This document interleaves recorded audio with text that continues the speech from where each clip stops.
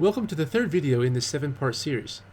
In this series, I am covering what I currently believe to be the sequence of signs and events that will occur between now and the second coming of Jesus Christ. This video series has been prepared from the perspective of a member of the Church of Jesus Christ of Latter-day Saints. If you are not a believer of this faith, you are still more than welcome to listen in. Hopefully you will find some concepts that will improve your faith in the second coming of Jesus Christ. If you have not yet viewed parts 1 or 2 of this series, please go back and watch them first, because they convey several foundational elements for this video series. The links to parts 1 and 2 can be found in the description below. To mention what was discussed in previous episodes, in part 1 I covered the signs and events related to the times of the Gentiles, and then in part 2 I covered the signs and events related to preparation for New Jerusalem. In this video, we will cover section 3, the actual establishment of the city of New Jerusalem. And then in subsequent videos we will cover signs and events related to the other points in this list. In part 2 we covered several signs and events that were necessary in order to create the circumstances under which New Jerusalem could be established.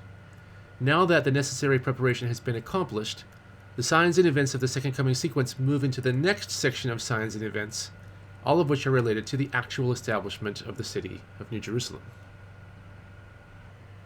Sign 24, the redemption of Zion. In July of 1831, the Lord declared through modern-day revelation to Joseph Smith that the area of Jackson County, Missouri, would be the gathering place of the saints in the last days, and would be the center place where the city of New Jerusalem would be established. In obedience to the commandment of the Lord, the saints purchased a considerable amount of land in Jackson County, Missouri. However, the saints endured tremendous persecution in Missouri. In 1838, Governor Lilburn Boggs issued the Mormon Extermination Order and kicked out all members of the faith from the state of Missouri. The saints were given no compensation for the lands that they legally owned. In order to establish the city of New Jerusalem, these lands need to be reclaimed. Here is a quote by Orson Pratt on this point. "When the time shall come that the Lord shall waste away this nation, he will give commandment to this people to return and possess their own inheritance, which they purchased some 44 years ago in the state of Missouri." Even though the early saints were expelled from Missouri, this does not change the fact that Jackson County is to be the location where the city of New Jerusalem will be built. So when the necessary preparation has been accomplished, a group of saints will be directed to return to Jackson County to reclaim the land that is lawfully theirs. Additionally, in more recent years, the church has gradually been purchasing lands in the area of Jackson County, Missouri. This quote that was just read by Orson Pratt was made in 1875. Now in 2023, it has been some 192 years since the lands were purchased. As can be seen in these verses in Doctrine and Covenants, section 103, the Lord declares that although the saints had been driven out of Missouri amidst great persecution, after their tribulations they will eventually be able to restore the land of Zion, which is New Jerusalem. D&C section 103, verses 11 to 13. "But verily I say unto you, I have decreed that your brethren, which have been scattered, shall return to the lands of their inheritances, and shall build up the waste places of Zion. For after much tribulation, as I have said unto you in a former commandment, cometh the blessing. Behold, this is the blessing which I have promised after your tribulations, and the tribulations of your brethren, your redemption, and the redemption of your brethren, even their restoration to the land of Zion, to be established, no more to be thrown down." One additional source I would like to include on this topic is this quote by Joseph Fielding Smith. It describes how the reclamation process will look, considering the state of the United States after the collapse of the government. "When God leads the people back to Jackson County, how will he do it? Let me picture to you how some of us may be gathered and led to Jackson County.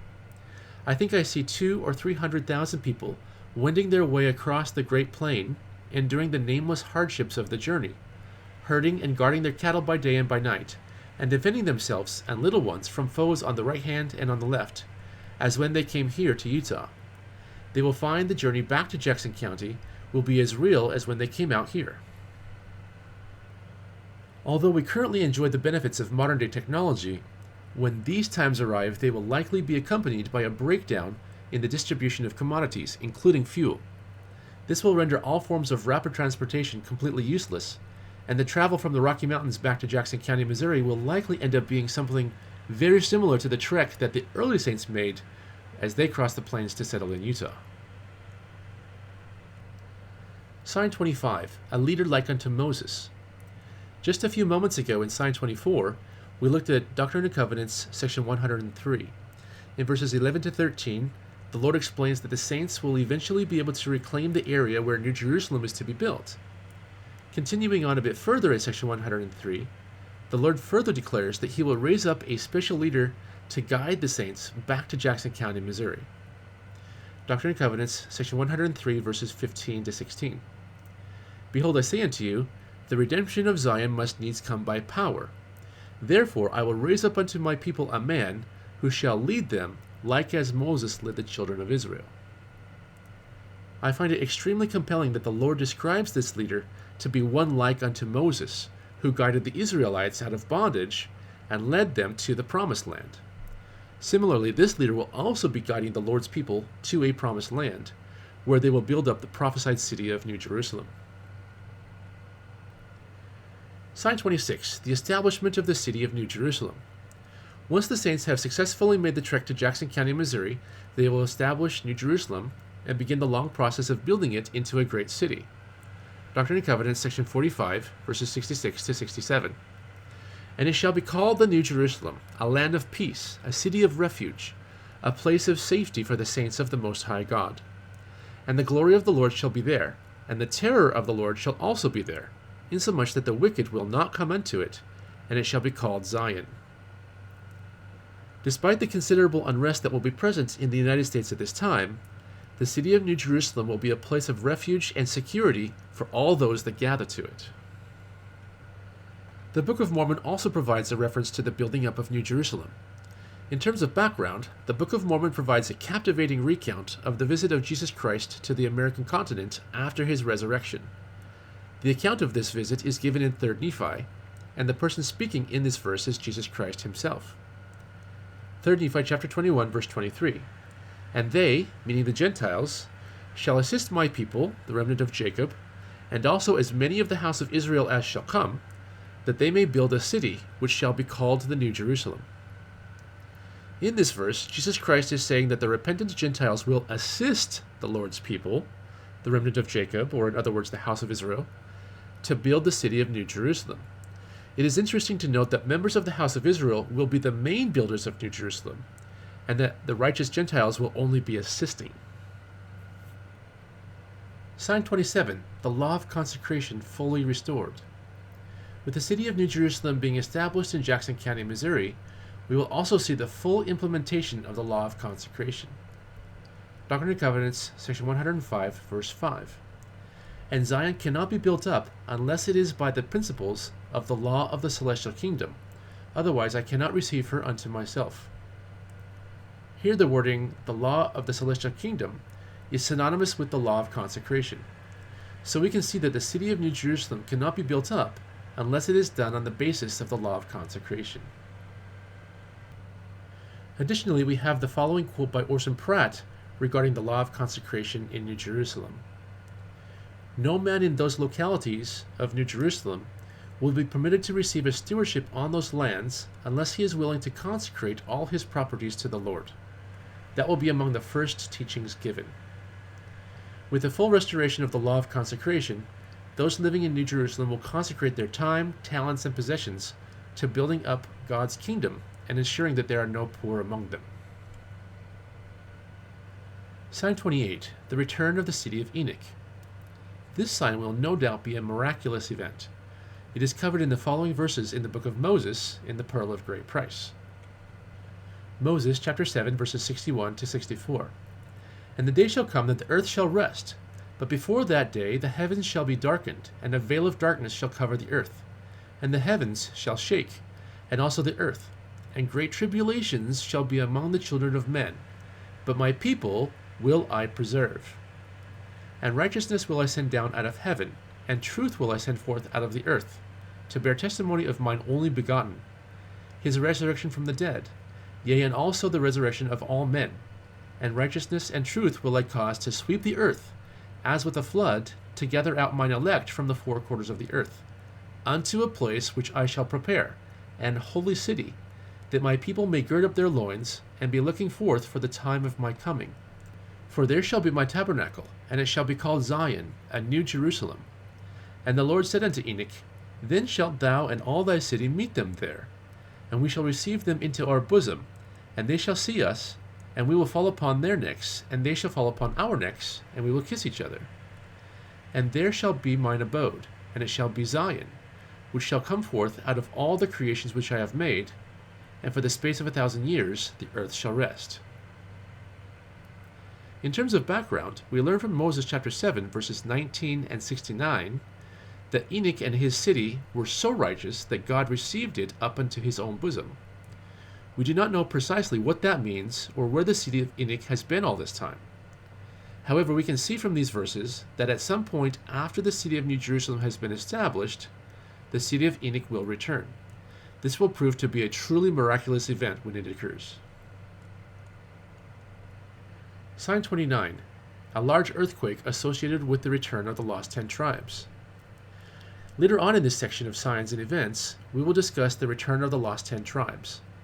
These individuals are included within the group of people called the House of Israel, and they will be considerably involved in the build-up of New Jerusalem, as well as some other signs and events of the Second Coming sequence. Prior to their return, however, there will seemingly be a large earthquake which will be associated with their return. Let's examine two scriptural references for this sign. The first scriptural passage we will look at is Doctrine and Covenants, section 133, verses 26 and 27. And they who are in the north countries, the 10 tribes, shall come in remembrance before the Lord, and their prophets shall hear his voice, and shall no longer stay themselves. And they shall smite the rocks, and the ice shall flow down at their presence. And an highway shall be cast up in the midst of the great deep. While it is not explicitly mentioned in these verses, one can only conclude that a highway being cast up will only come as the result of an earthquake. The second scriptural reference is found in Revelation chapter 6, verse 12. And I beheld, when he had opened the sixth seal, and lo, there was a great earthquake, and the sun became black as sackcloth of hair, and the moon became as blood. We learn from this verse in Revelation that a great earthquake will occur at some point during the sixth seal time period. We know from modern-day revelation, which is in Doctrine and Covenants, section 77, verse 7, that each seal contains the events of each of the 1,000 years of the Earth's temporal existence. As such, a great earthquake will take place at some point during the sixth seal, which we are currently in. Since there appears to be no fulfillment of this prophecy yet, we can most likely link this earthquake with the one inferred from Doctrine and Covenants 133, verses 26 and 27. Sign 30, the Council of Adam-on-Diamond, Candidate 1. Next in the Second Coming sequence, we have the Council of Adam-on-Diamond. I actually have two candidate spots in the sequence where this event could occur. For this first candidate spot, we have this quote from Apostle Bruce R. McConkie. Before the Lord Jesus descends openly and publicly in the clouds of glory, attended by all the hosts of heaven, before the great and dreadful day of the Lord sends terror and destruction from one end of the earth to the other, before he stands on Mount Zion, or sets his feet on Olivet, or utters his voice from an American Zion or a Jewish Jerusalem, before all flesh shall see him together, before any of his appearances, which taken together comprise the second coming of the Son of God, before all of these, there is to be a secret appearance to selected members of his church at the Council of Adam-on-Diamond. He will come in private to his prophet and the apostles then living. Those who have held keys and powers and authorities in all ages from Adam to the present will also be present. According to Elder McConkie, the Council of Adam-on-Diamond will occur before Jesus Christ's appearance at his second coming in great glory, before his visit to Old Jerusalem, where he will stand on the Mount of Olives, and also before his appearance in the temple built in New Jerusalem. If indeed this is the order of things, then the Council of Adam-on-Diamond will occur around this point in the Second Coming sequence. In Part 4, we will consider another candidate location in the sequence for this event. Sign 31, Jesus Christ appears at the Council of Adam-on-Diamond. As we learn from Daniel in the following scripture, Jesus Christ will be in attendance at the Council of Adam-on-Diamond. This is Daniel chapter 7, verses 9 and 10, as well as 13 and 14. I beheld till the thrones were cast down, and the Ancient of Days did sit, whose garment was white as snow, and the hair of his head like the pure wool. His throne was like the fiery flame, and his wheels as burning fire. A fiery stream issued and came forth from before him. Thousands ministered unto him, and 10,000 times 10,000 stood before him. The judgment was set, and the books were opened. I saw in the night visions, and behold, one like the Son of Man came, with the clouds of heaven, and came to the Ancient of Days, and they brought him near before him. And there was given him dominion and glory, and a kingdom, that all people, nations, and languages should serve him. His dominion is an everlasting dominion, which shall not pass away, and his kingdom that which shall not be destroyed. Adam-on-Diamond is a location in Daviess County, Missouri. According to church doctrine, this is the site where Adam and Eve lived after being expelled from the Garden of Eden. It will also be the location where the Council of Adam-on-Diamond is to take place. The purpose of the Council of Adam-on-Diamond is for Jesus Christ to meet his stewards of all dispensations, including Adam, and receive back the priesthood keys of the kingdom. This will be done in preparation for Jesus Christ to assume authority to govern the world at the time of his second coming. Only those that are called to be at this grand meeting will actually know of its occurrence. Sign 32. A temple built in New Jerusalem. This next sign will be glorious when it is fulfilled. There is to be a temple built in New Jerusalem. The reference for this sign is in Doctrine and Covenants, section 84, verses 2 to 4. Yea, the word of the Lord concerning his church, established in the last days for the restoration of his people, as he has spoken by the mouth of his prophets, and for the gathering of his saints to stand upon Mount Zion, which shall be the city of New Jerusalem. Which city shall be built, beginning at the temple lot, which is appointed by the finger of the Lord, in the western boundaries of the state of Missouri, and dedicated by the hand of Joseph Smith, Jr., and others, with whom the Lord was well pleased. Verily, this is the word of the Lord, that the city, New Jerusalem, shall be built by the gathering of the saints, beginning at this place, even the place of the temple. In addition, President Spencer W. Kimball gave this quote regarding the building of a temple in New Jerusalem. Together you, the Lamanites, and we shall build in the spectacular city of New Jerusalem the temple to which our Redeemer will come. Your hands with ours, also those of Jacob, will place the foundation stones, raise the walls, and roof the magnificent structure. Perhaps your artistic hands will paint the temple and decorate it with the master's touch. And together we shall dedicate to our Creator Lord the most beautiful of all temples ever built in his name. As mentioned in Sign 26, the city of New Jerusalem will be built primarily by the remnants of the house of Israel, including the Lamanites. It is important to note at this point that construction of the New Jerusalem temple will take a considerable amount of time. Thus, at this point, the construction will begin, but it will not be completed before the next several signs are fulfilled. Sign 33. The Lamanites are gathered in. Widespread conversion. There will be widespread conversion of the Lamanites. This reference begins a string of 4 consecutive signs from 3 Nephi chapter 21. An important thing to note here is that 3 Nephi chapter 21 is part of the record in the Book of Mormon of Jesus Christ's visit to the American continent after his resurrection. Thus, the source of these next few signs is Jesus Christ himself, who is certainly the foremost authority on the signs of the second coming. 3 Nephi chapter 21, verse 24. And then shall they, the Gentiles, assist my people, that they may be gathered in, who are scattered upon all the face of the land, in unto the New Jerusalem. In this verse, Jesus Christ is explaining that after the Gentiles begin to establish New Jerusalem, the Gentiles will also assist to gather in the Lord's people, in other words, the Lamanites, who have been scattered all over. It may seem counterintuitive to have this sign come after the building of the New Jerusalem temple, since the Lamanites will be heavily involved in its construction. My input on this is that the building of the temple will take a considerable amount of time to complete. After the saints arrive in Jackson County, they will need to get settled in a bit before a missionary body can be assembled and sent out to proselyte to the Lamanites. For this reason, I have the city of New Jerusalem being established, as sign 26, construction on the New Jerusalem temple being started, as sign 32, and then the widespread conversion of the Lamanites coming after that. The newly converted Lamanites will then gather to New Jerusalem and lead the effort to complete the temple in New Jerusalem. Sign 34, Jesus Christ is present in New Jerusalem. In the next verse, 3 Nephi chapter 21, verse 25, Jesus Christ declares that he will be present in the city. 3 Nephi 21, 25. And then shall the power of heaven come down among them, and I also will be in the midst. My thought is that although Jesus Christ will be present in the New Jerusalem temple, he will likely not walk freely among the occupants of the city. My logic is that Jesus Christ has yet to make his appearance in great glory at the second coming, and so he will likely limit his presence to just the New Jerusalem temple. Sign 35, the lost 10 tribes return from the north. In the next verse, 3 Nephi chapter 21, verse 26, Jesus Christ explains that the work that needs to be completed with the 10 tribes will be next.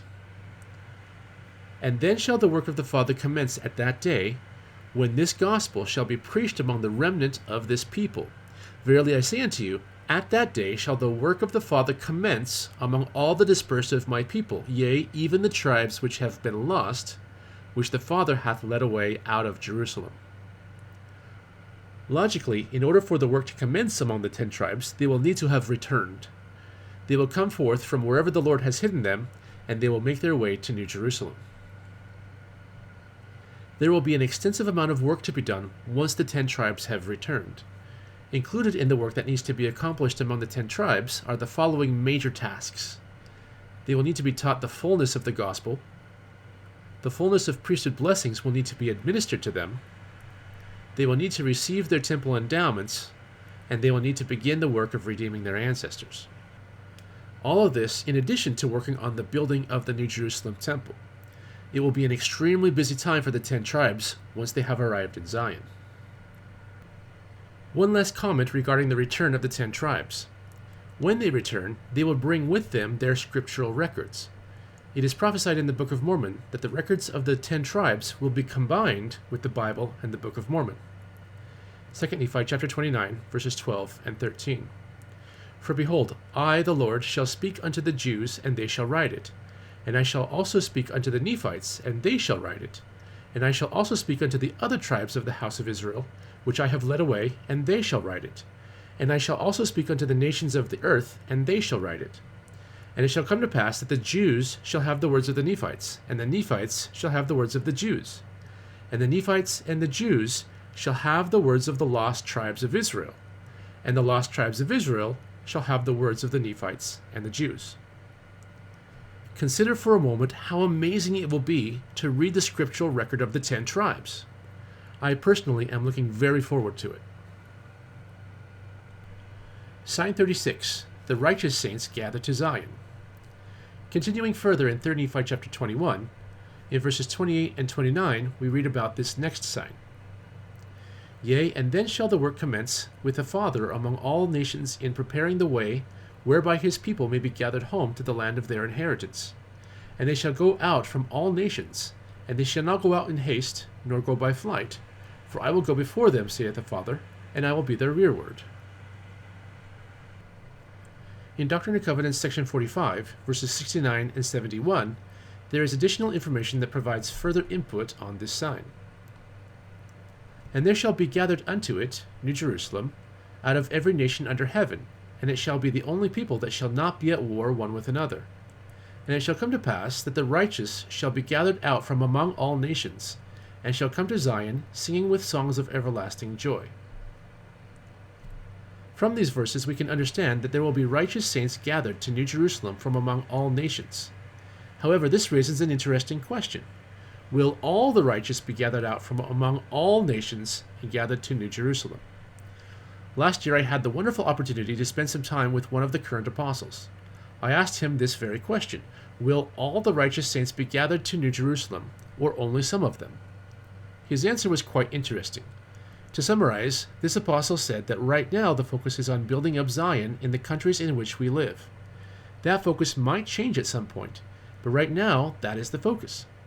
He further stated, why would we go to all this effort to build temples throughout the world just to abandon them all and gather everyone to New Jerusalem? There is considerable wisdom in those words, and I agree. We will definitely see righteous people gathered to New Jerusalem from among all nations, but it will most likely not be all the righteous. This concludes part 3 of the Second Coming sequence. To recap, here are the signs that we covered in this video. Sign 24, the redemption of Zion. Sign 25, a leader like unto Moses. Sign 26, the establishment of the city of New Jerusalem. Sign 27, the Law of Consecration fully restored. Sign 28, the return of the city of Enoch. Sign 29, a large earthquake associated with the return of the lost 10 tribes. Sign 30, the Council of Adam-ondi-Ammon, Candidate 1. Sign 31, Jesus Christ appears at the Council of Adam-ondi-Ammon. Sign 32, a temple built in New Jerusalem. Sign 33, the Lamanites are gathered in through widespread conversion. Sign 34, Jesus Christ is present in New Jerusalem. Sign 35, the lost 10 tribes return from the north. And then sign 36, the righteous saints gather to Zion. In part 4 of this series, we will cover the next section of signs, which are all related to the gathering of people to the Church of the Firstborn. Thank you very much for watching this video to the end. If you would like to view the subsequent videos in this series, please subscribe to the channel. Your questions and comments are all very welcome. Please provide them in the comment section below, and I will do what I can to address your input. However, please understand that comments which do not contribute to a healthy discussion will be removed. Also, if you have noticed anything which could be an error, or if you have further references that could contribute to this sequence of Second Coming signs and events, please provide your input in the comment section so that we can further improve and refine the sequence together. Thanks again, and I'll see you in the next video.